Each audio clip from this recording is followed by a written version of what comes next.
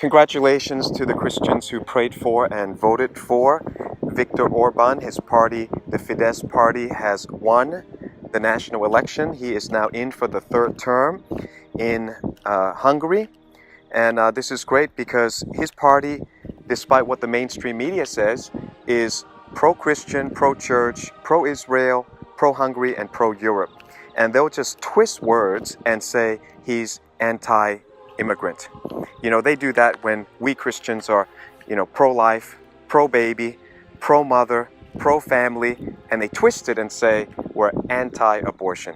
You might as well call Christians anti-devil. But this is what the mainstream media does. They're trying to do it through every news outlet.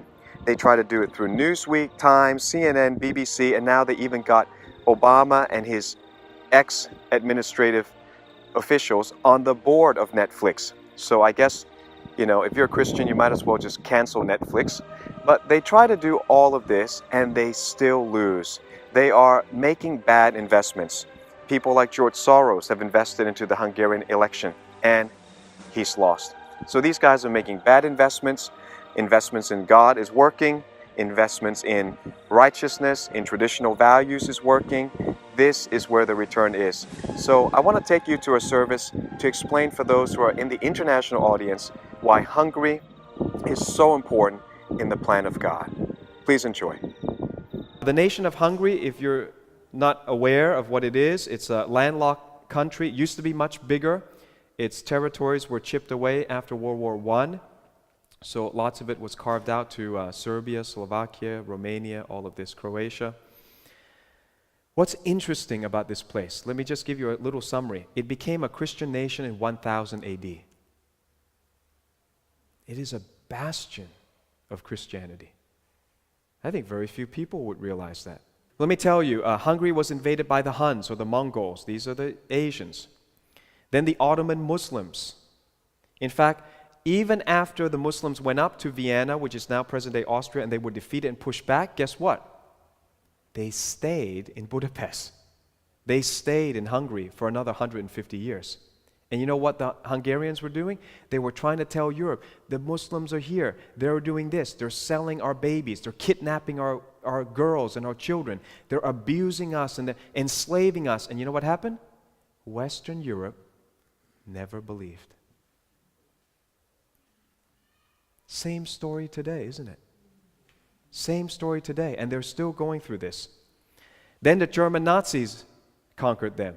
After the Nazis were defeated, the Soviet communists conquered them. So here's a country that knows what it means to be oppressed. They know what bad government looks like. They've had conflict with the Muslims for 1,000 years. And they're saying, enough is enough. They don't want more Muslims in their country. We ought to be praying. And you know that today, as I'm standing here speaking this, do you realize at this moment, it is the Hungarian national election. You can't orchestrate these things. How did you get here today? God ordered your steps. For the steps of a good man are ordered by the Lord. And we're now spiritually connected to Hungary. I'll show you. So Viktor Orbán, their current prime minister, built a border wall saying, we're not going to have Angela Merkel's, suicidal immigration policy. Just let anybody come into Europe and change European culture. Up to now, present day, 2018, there is not a single mosque in Hungary. That is a unique situation in Europe. And we ought to be celebrating this nation and lifting it up as a prototype. And guess what else? You'll never see this sign in Germany.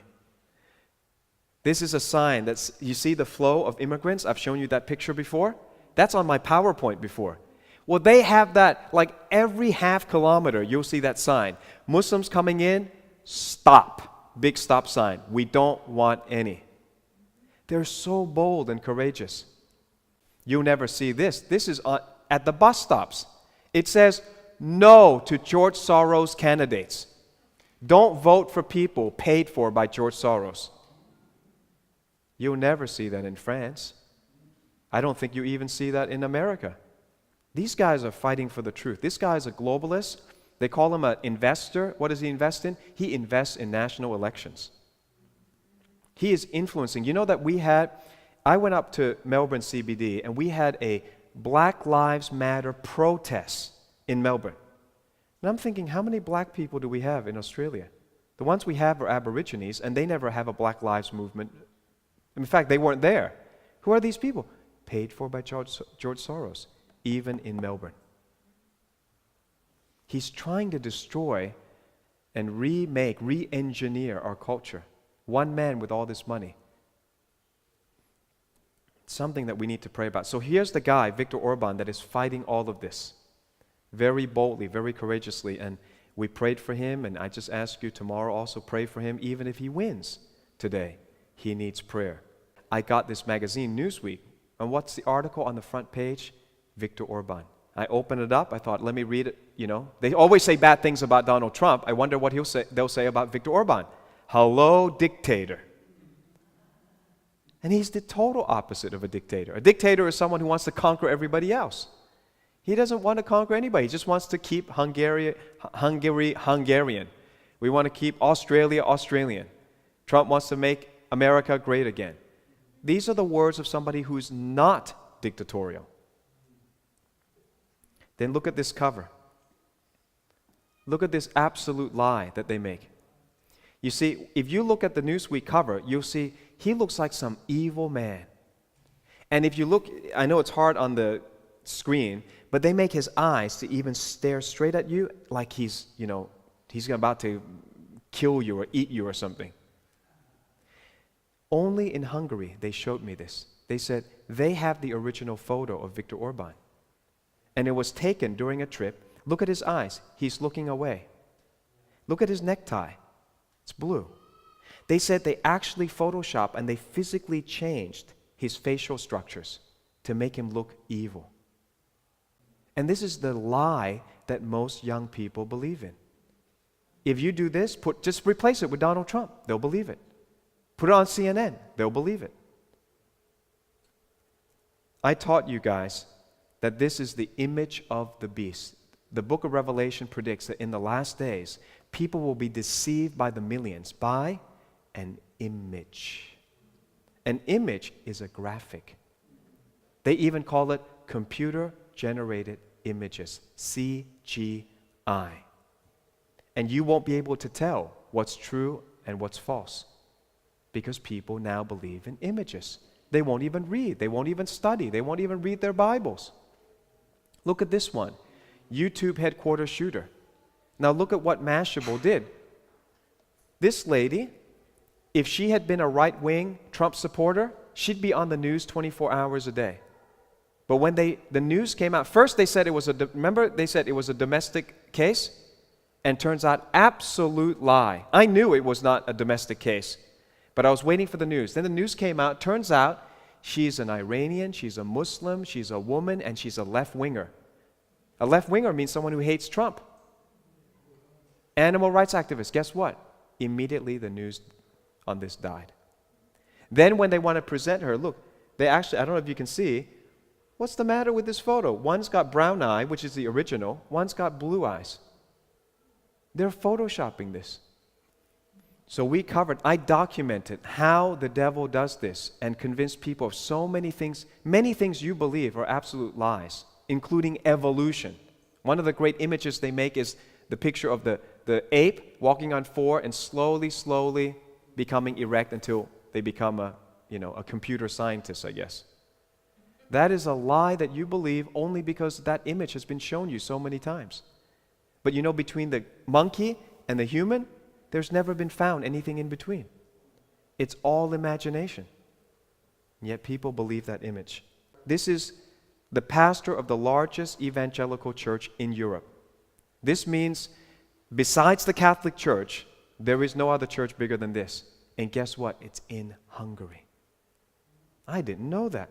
And I listened to him. I asked him questions. We fellowshiped for hours and hours and hours. And you know what? He's basically like Discover Church. Everything that he's saying, everything that we're saying, we're in agreement. So we have a prototype that this works. And you know what? There's a YouTube following of this ministry in Hungary. You know how that came about?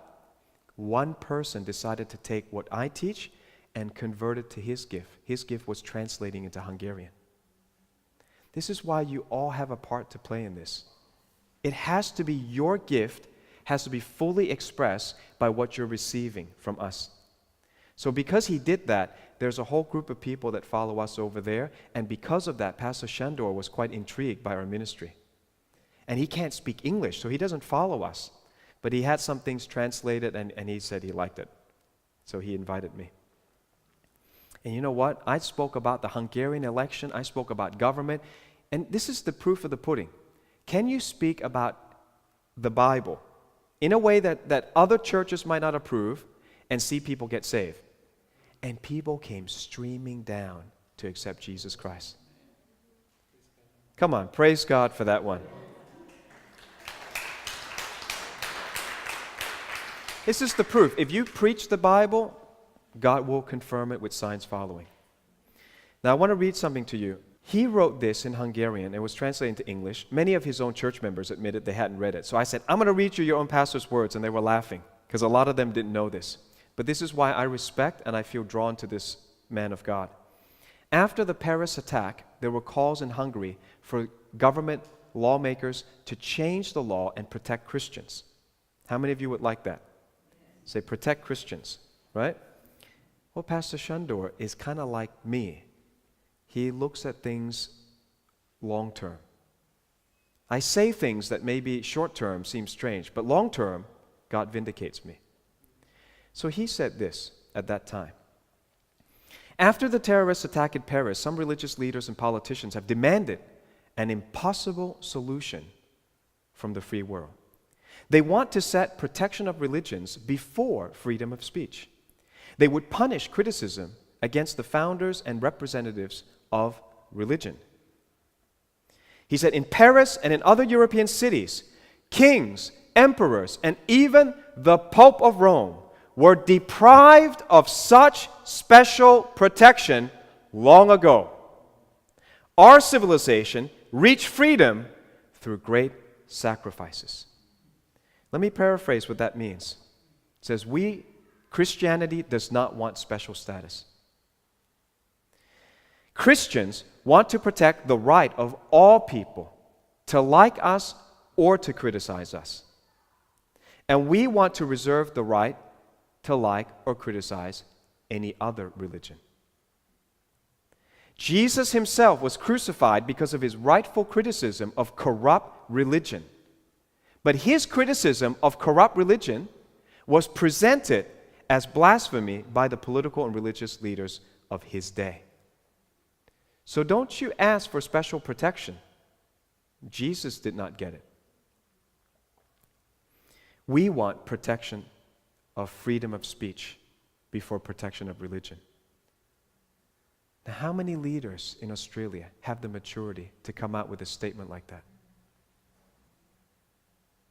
We need this.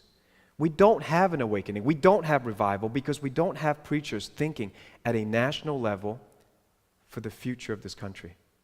They're thinking about growing their church. And guess what? It works.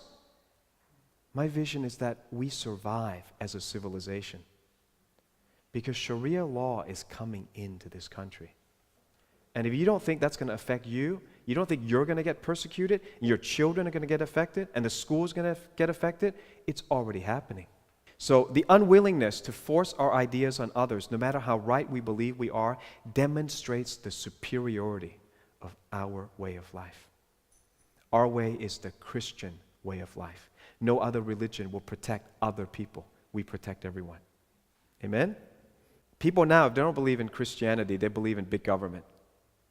And if you think that I'm being exaggerating, you know that legislators have become the people's priests. They're the intermediator. When you have a problem in Australia, who do people look to? Legislators, make a law for us. Please, save us. Make a law. The Capitol building, the Parliament buildings, you know how they're designed all over the Western world? To look like a church, to look like the old-time cathedral. Look at how grand they are, made of stone and marble. It's a religious feel. You'll get that religious awe going into Western parliamentary buildings. The government has become God for people who don't know Jesus Christ. And I show you a picture of the parliament building of Hungary. It's beautiful. It's as grand and as religious looking as any cathedral you'll ever find. I spoke about good government, all this in the Justice series, okay? So if you want to catch up on that, do that.